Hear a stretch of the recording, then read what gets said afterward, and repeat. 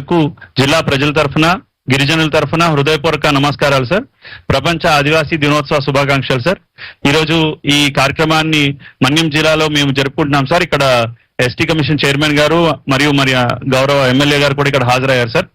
మా గిరిజన ప్రాంతం చాలా ప్రకృతి రమణీయతకు మరియు గిరిజన యాస భాష సంప్రదాయాలకు పెట్టినిల్లు సార్. ఈ గిరిజనులు ఈ కార్యక్రమంలో మీరు భాగస్వామ్యం అయినందుకు థ్యాంక్ యూ సార్. అండ్ ఇక్కడ మాతో మాట్లాడడానికి మీరు ముందుకు రావడం మాకు చాలా సంతోషం సార్. ఈ కార్యక్రమంలో మీతో మాట్లాడడానికి సీతంపేట మండలానికి చెందినటువంటి ఒక గిరిజన మహిళ సార్ సవర తులసి అనే వారు మీరుతో మాట్లాడుతూ అంటున్నారు సార్. మీరు అనుమతిస్తే.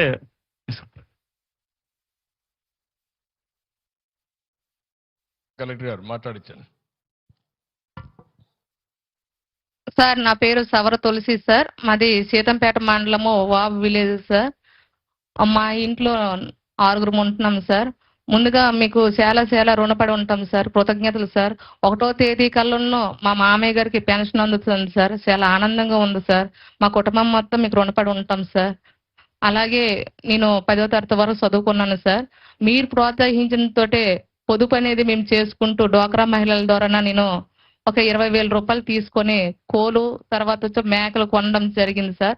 నా కుటుంబంకి అది చాలా ఆదాయంగా ఉంది సార్. అలాగే నాకు కొండపొడి పట్టా కూడా ఉంది సార్. కొండపొడి పట్టాలోట వ్యవసాయం చేస్తున్నాను సార్. కొండ వ్యవసాయము. అందులో కొద్దిగా సిరిధాన్యాలు కూడా వేసుకుని పండిస్తున్నాను సార్. మాకు సిరిధాన్యాలతో పాటు ఒక పంటకి మాకు సంబంధం ఉంటుంది సార్. ప్రతి పంటకి 10 పండగ మేము చేసుకుంటాం సార్. మాకు సాంప్రదాయాలు ఉంటాయి సార్. ఇవన్నీ గౌరవించుకొని మేము ముందుకు వెళ్తున్నాం సార్. అలాగే మా ప్రాంతంలో ఎక్కువ శాతము మనలాంటి మహిళలు మొత్తము గ్రామాల్లో ఉండిపోతున్నారు సార్. సరైన రహదారులు అవన్నీ ఉంటే వాళ్ళు కూడా వచ్చి మాకు ఐటీడీలో స్కిల్ డెవలప్మెంట్ కోచింగ్ సెంటర్ ఉంది సార్. అందులో మాకు మంచి స్కిల్ అనేది నేర్పుతున్నారు. కానీ అంతకన్నా ఫుడ్ ప్రాసెసింగ్ సంబంధించిన కోచింగ్ సెంటర్స్ వల్ల అయితే మేము ఆ ఫుడ్ని వాల్యుయేషన్ చేసుకుంటూ మంచి ప్యాకింగ్ చేసుకుని మేము మంచి షాపులకి ఇచ్చుకుంటూ లేదనేసి అంటే మీ అనుసంధానంలోనే ఏదైనా మన స్కూల్కి మంచి ప్రోత్సాహన మంచి ఆహారం అందివ్వమని అంటే ఆహారం మేము అందివ్వగలం సార్. మరియు సీతంపేటలో మీ ఆదేశాల మేరకు నిర్వహించిన ఏదైతే హాస్పిటల్ ఉందో సార్, ఆ హాస్పిటల్ మీ ద్వారానే ఇప్పుడు మళ్ళీ ప్రారంభం కావాలని మా గిరిజనులు అందరం కోరుకుంటున్నాం సార్. అది సగం పూర్తయి సగం ఉండిపోయింది సార్. దానివల్ల మా గిరిజన ప్రాంతంలో ప్రజలందరూ సగం దూరం వెళ్ళేసి కొద్దిగా అనారోగ్యంతో గురయ్యి మళ్ళీ వస్తున్నారు సార్.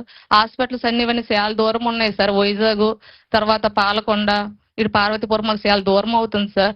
ఒకసారి అది మీ దృష్టిలో చూడండి సార్ ప్లీజ్ సార్. అలాగే మా ఎస్టీ మహిళల మందరమును ట్రైకల్ లోన్స్ వల్ల కొంత మేము లోన్ తీసుకొని మేకలు తర్వాత ఆవులు పెంచుకొని వాటి ద్వారా ఆదాయం సమకూర్చేవాళ్ళం సార్. ఇప్పుడు అలాంటి లోన్స్ ఏవి లేవు సార్. అవి ఉంటే కొద్దిగా చూడండి సార్ మాకు. అలాగే వ్యవసాయ పద్ధతుల్లో కొన్ని వాల్యుయేషన్ చేస్తున్నాం సార్ వీడియోబీకే ద్వారానా.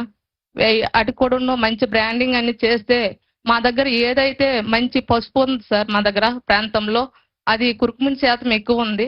ఆ కుర్కుమిన్ శాతంతో ఉన్న పసుపుని మంచి వాల్యుయేషన్ చేస్తే మంచి ఆదాయం వస్తుంది. దానివల్ల మా మహిళల మందరమును కుటుంబంతో నడిపేది మహిళే కనుక బాధలు అనేది మహిళ తెలుసును కనుక మీరు అందరూ అలాంటి వాల్యుయేషన్ని ముందు తీసుకెళ్తారని మరియు మా ఆదివాసుల తాలుగా పంటలు సాంప్రదాయం అవన్నీ గుర్తించి మొట్టమొదటిసారిగా తమరొచ్చే మాకు ఆదివాసుల దినోత్సవం ఇంట్లో జరుపుకోకుండా అందరం కలిసి ముందు జరుపుకోవడానికి అవకాశం ఇచ్చిన మీ పెద్ద మనసుకి మా ఆదివాసులు అందరమును శిరస్సు వంచి నమస్కరిస్తూ ప్రత్యేకంగా ఆదివాసుల తరపున ఆదివాసుల దినోత్సవం శుభాకాంక్షలు తెలియజేస్తూ ఈ అవకాశం ఇచ్చినందుకు ధన్యవాదాలు తెలియజేస్తున్నాను సార్.